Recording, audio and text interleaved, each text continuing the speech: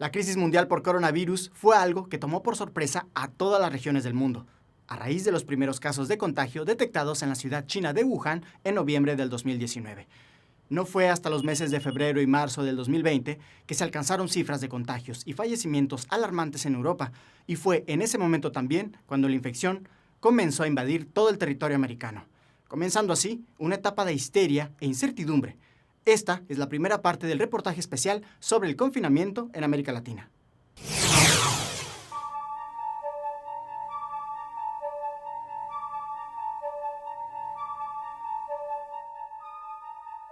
Hubo un momento en que le dije, Dios mío, llévame.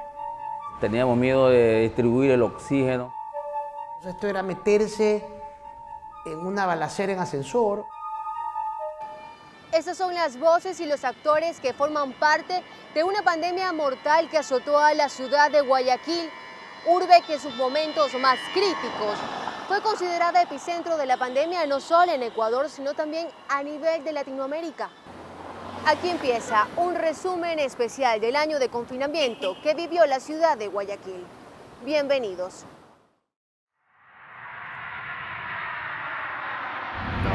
Sean todos bienvenidos a la ciudad de Guayaquil. Estaremos en la pista durante los próximos minutos.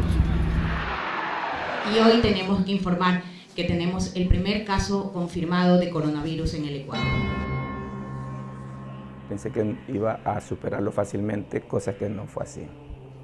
La situación que se vive con el contagio, más que todo cuando pasan los días y no hay un tratamiento apropiado, eso rápidamente ataca los pulmones y va dañando otras partes del organismo. Una silenciosa y devastadora enfermedad había llegado al Ecuador. La primera alerta del caso altamente sospechoso de coronavirus se encendió en el Hospital Alcíbar de Guayaquil con la denominada paciente cero.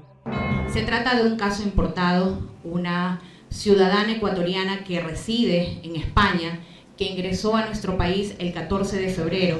Inmediatamente se levanta el cerco epidemiológico a nivel familiar y contactos inmediatos, pero era prácticamente imposible poder definir con quién más había tenido contacto la señora. Se levantó más de 200 personas en el cerco, se los aisló, muchos de ellos estaban contagiados, muchos de ellos se recuperaron, pero eso fue solo el inicio de lo que ya sospechábamos.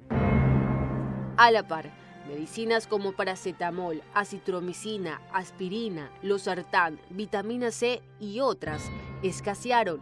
La demanda de tanques de oxígenos también aumentó y se volvió imposible de conseguir. El problema hubo aquí que la mayoría de distribuidores, como yo, como algunos, no estamos preparados para esa logística. Y los que tenían a la final un taller o tenían 4 o 5 botellas, comenzaron a vender las botellas caras, porque ¿qué podían hacer si no tenían un mes que comer? Yo consumía, según mi esposa, un promedio de $300 diarios en oxígeno. Yo he escuchado a una señora, una vez llegó ahí, una señora será unos 65 años, con una botella de 1 metro cúbico, la compró en $1.500. Tan solo en 3 días los casos se han triplicado. Guayaquil se encamina a convertirse en el foco de la pandemia. El virus se esparció como pólvora. Los hospitales se empezaron a saturar de pacientes sospechosos, otros que tenían el síntoma y otros que creían tenerlo. Se categorizan 15 hospitales de Guayaquil como centinelas para atender exclusivamente casos de COVID-19. El problema era de recursos humanos. Hay muy pocos médicos especialistas e intensivistas, que era lo que más se necesitaba en el país. No era un tema de hecho se contrataron más de 1.000 personas en esa época para incrementar la capacidad de atención, pero no era un problema de hacer más hospitales.